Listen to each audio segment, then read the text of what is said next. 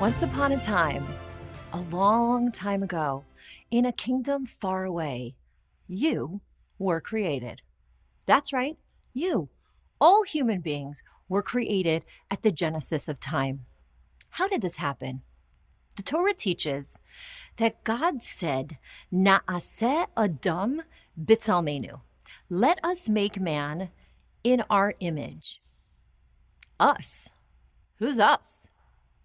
Who was God talking to? There was nobody yet in existence to talk to.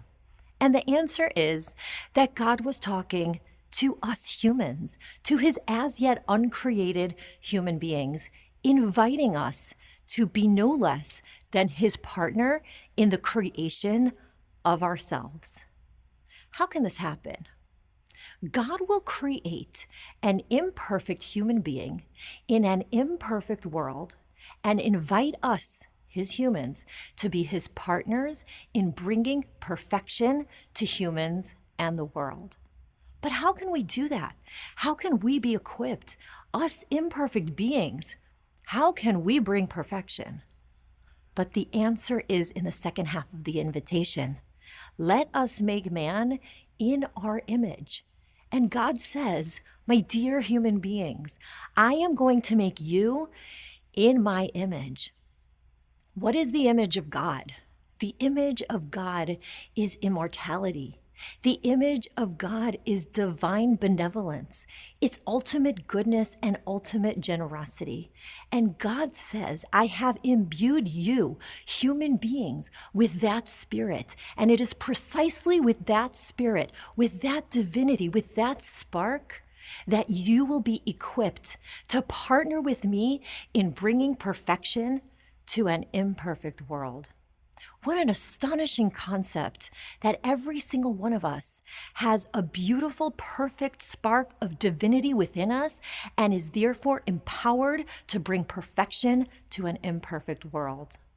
I remember I was studying one time with a young Jewish woman who had been seeking spirituality in other faiths and who had struggled as well with her identity and her self-image. And I was teaching her this idea that Judaism teaches that every human being is made with the spark of God and in the divine image.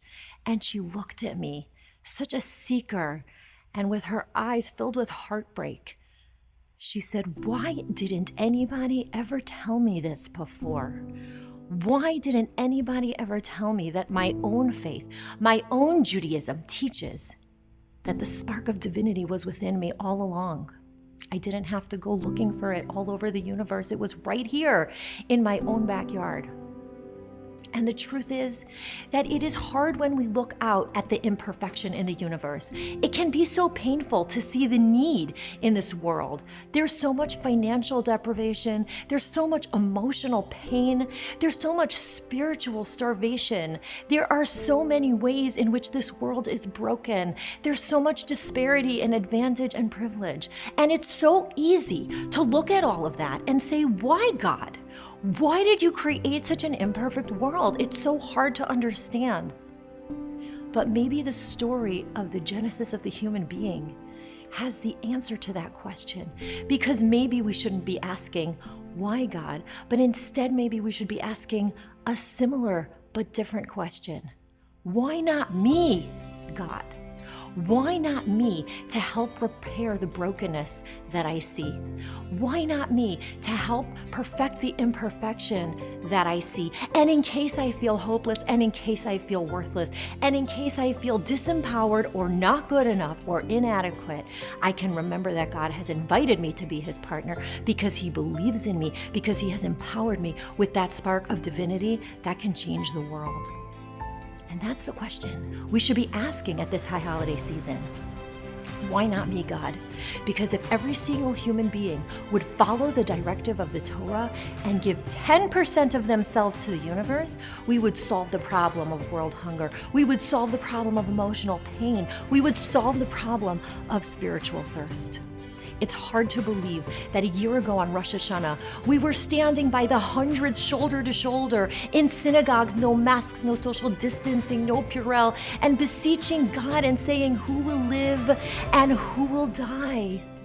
It's chilling to think how much stood in the balance at that moment. Little did we know how much need there would be. But if we can step up to the occasion at this time of the year, at this high holiday season, and stand here whatever way that we can celebrate Rosh Hashanah in our limited capacity and say, why not me, God? Then I know that God will shower us with the blessings that He so wants to give us, and say, I am blessing each of you, my partners, with a happy and healthy and sweet new year filled with all good things. Shana Tova.